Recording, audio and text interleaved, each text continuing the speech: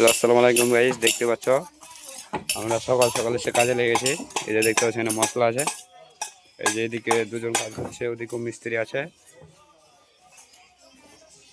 বিল্ডিংটা 1800 আছে, 1800 আছে 2400। এই যে দেখতে পাচ্ছ গাইস, অনেক বড় সাইড দেখতে পাচ্ছ।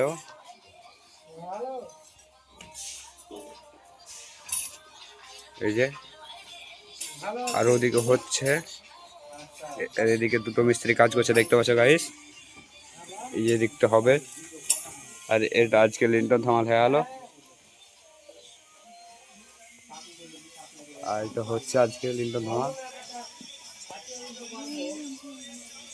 এই যে গাইস দেখতে পাচ্ছ, আপনাদেরকে দেখাই, দেখেন।